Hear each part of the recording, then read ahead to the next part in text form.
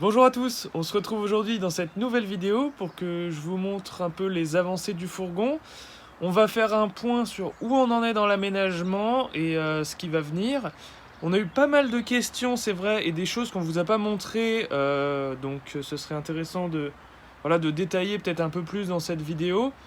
Et puis voilà, hein, ce sera déjà pas mal. Allez, c'est parti.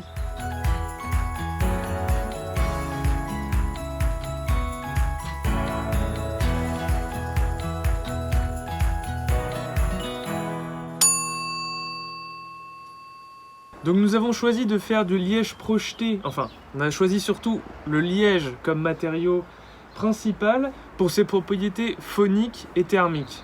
Phonique car en fait à l'intérieur du fourgon on a beaucoup moins de réverbération et on entend beaucoup moins aussi les bruits extérieurs. Donc en fait ça isole phoniquement aussi bien de l'intérieur que de l'extérieur.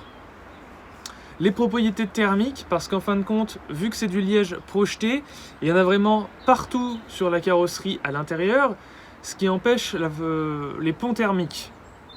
Les ponts thermiques, c'est lorsque le froid ou le chaud communiquent via la carrosserie. Après, c'est les propriétés aussi de résistance à l'humidité, parce qu'en fait, dans les fourgons, généralement, ou dans les caravanes, etc. Il y a beaucoup de condensation qui se forme sur le plafond, mais même sur les parois, surtout quand les températures descendent la nuit. Et puis le troisième point, c'est le rapport qualité-prix. Sur notre L2H2, il faut savoir que ça nous a coûté, je pense de mémoire, dans les 180 € pour faire l'intégralité du fourgon.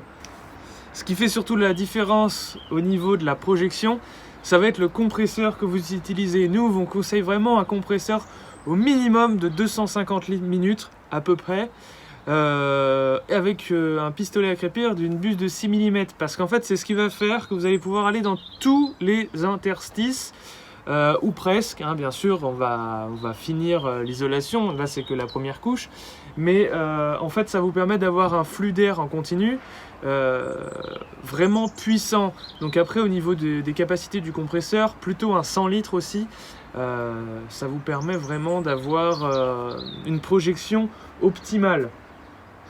D'ailleurs, petite dédicace, on remercie bien sûr Jean-Pierre qui nous a prêté son compresseur, parce que sans lui, on aurait bien galéré, parce que louer un compresseur professionnel, ça coûte hyper cher. Donc franchement, merci beaucoup. Au niveau de l'isolation, on continue. Donc, nous avons installé dans tout ce qui est interstice de la ouate de cellulose. Pourquoi de la ouate de cellulose? Tout simplement parce que, en fin de compte, c'est un matériau qui est en vrac, un peu sous forme de petites peluches. Ça ressemble un peu à de la poussière. Et en fait, il vient se tasser donc, dans tous les interstices. Donc, c'est vraiment pratique. Bon, par contre, il faut porter un masque parce que c'est extrêmement poussiéreux. Ensuite, dans tous ces espaces, et même ici où j'ai tendu la ficelle, viendra se positionner du biofib. Le biofib, c'est un matériau naturel. Donc là, on l'a pris en 45 mm. Et en fin de compte, c'est ce qui va faire l'isolation principale après le liège. Hop, j'ai déjà commencé ici. Donc voilà, il va falloir venir remplir toutes les petites crevasses pour que l'isolation soit optimale. Au sol, je ne vous ai pas montré, mais nous avons des petites plaques de polystyrène. Donc en fait ce sont deux plaques pour que ça fasse 1 cm d'épaisseur. Et par-dessus, je suis venu installer du frein vapeur. Hop, là on peut pas regarder parce que c'est fixé avec des agrafes, mais en fait j'ai installé le frein vapeur. Frein vapeur très important. Je prévois vos questions. Donc le frein vapeur, c'est comme une bâche micro-perforée qui va venir sur toutes les parois une fois qu'on aura fini l'isolation, qui permet de faire respirer la paroi pour éviter la formation de condensation. Donc en fait, ça fait double action avec le liège projeté pour éviter que le van soit humide. Parce que ça, c'est vraiment l'ennemi numéro 1, l'humidité en van. Bon, aujourd'hui, ça commence par une vidéo un peu explicative, mais c'est vrai que je pense que ça peut être bien aussi de juste comme ça parler face caméra pour vous expliquer un peu ce qu'on est en train de faire, parce que sinon, c'est vrai que on a du mal à imaginer le pourquoi, du comment ils font ça. Donc moi je voulais vous parler aussi du lanterneau. Lanterneau que j'ai installé récemment. C'est un Fiamma qui fait 40 cm par 40 cm. Hop, est-ce qu'on va bien voir? Impeccable. Voilà. Donc là on l'a pris en cristal. C'est quand même un objet qui coûte 70 €, mais on pense que c'est indispensable, surtout pour évacuer ce qui est odeur de cuisine lorsqu'on cuisine à l'intérieur, mais aussi pour en fait faire un courant d'air dans le fourgon. Et au niveau de l'homologation VASP, en fait c'est une aération permanente. Donc là on a l'impression qu'il est fermé, mais en fait il y a des petits espaces dedans qui permettent qu'il y ait toujours un flux d'air qui circule, même lorsque les portes du fourgon sont fermées. Au-delà de l'isolation, la mission principale de ces prochains jours, ça va être de venir installer la fenêtre arrière. Parce que donc j'ai installé le lanterneau, mais nous aurons une fenêtre à l'arrière ici, et une fenêtre juste là, sur le côté. Sur le côté, ce sera une fenêtre coulissante. À l'arrière, c'est une baie projetable. Hop, je vais prendre 2 minutes pour vous montrer quand même la fenêtre qu'il y a à l'arrière. La fenêtre qu'il y a sur le côté, bon, pour vous la montrer tout seul, c'est un peu compliqué vu le poids que ça pèse.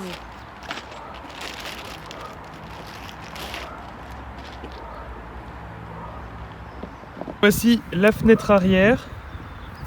C'est une Carbest qui fait 35 cm par 50, comme je l'ai dit, qui est projetable avec un double système de fermeture. C'est un double vitrage acrylique, donc qui garantit une sécurité, et puis bon aussi du coup qui est bien épaisse, donc c'est à dire que elle reste quand même assez isolante. Voilà, après elle est très très basique.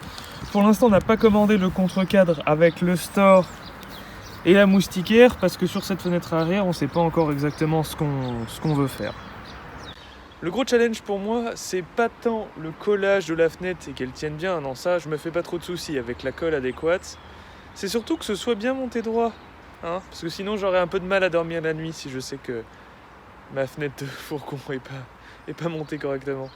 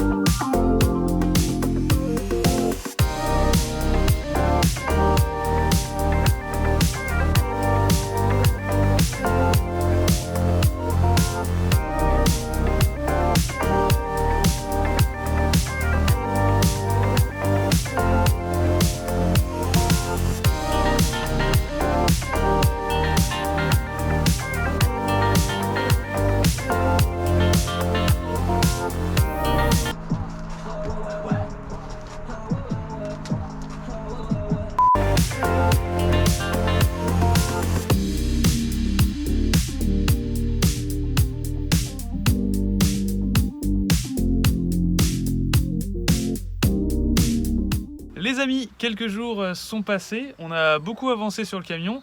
Marie est arrivée, donc on a bien avancé sur l'isolation. Les 2 fenêtres ont été posées, donc comme vous avez pu voir, j'avais commencé à travailler sur la fenêtre arrière, c'est bon, elle est installée. Et la fenêtre latérale, je vais vous montrer ça tout de suite. Au niveau de la fenêtre latérale, elle est installée. C'est une fenêtre Carbest coulissante qui fait 80 par 45. Donc c'est plutôt pas mal, hein, franchement. Hop. Hop. Voilà, très simple d'ouverture. Et ensuite on aura par-dessus, une fois qu'on aura commencé l'habillage, un store moustiquaire qui va venir s'installer. Je vous montre aussi la seconde fenêtre qu'on avait déballée. Elle est installée sur la porte arrière. Et comme sur le côté, en fait, les deux, ce sont du double vitrage teinté. La seule différence, c'est que la vitre latérale, c'est du verre, alors que comme je l'avais précisé, la vitre arrière, c'est de l'acrylique. Une des missions du jour, c'est de fabriquer la capucine. Enfin, la capucine, c'est un bien grand mot, c'est surtout un rangement qui va venir au-dessus de la cabine de conduite. Et donc on est en train de fabriquer des petites équerres ici et hop, l'autre côté, afin de fixer donc une planche. Et après ça nous fera un placard au-dessus de la cabine de conduite.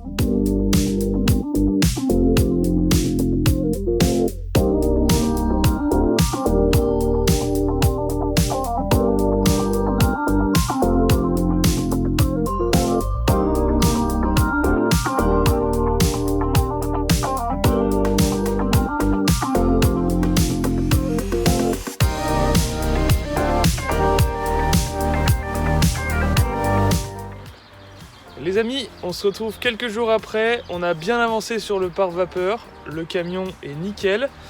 Et ensuite on va attaquer dans la prochaine vidéo l'habillage. On a acheté du lambris en 9 mm pour le plafond et certaines parois. Donc j'espère que la vidéo vous a plu, vous pouvez laisser un petit commentaire, un petit like, vous abonner et on se retrouve très bientôt.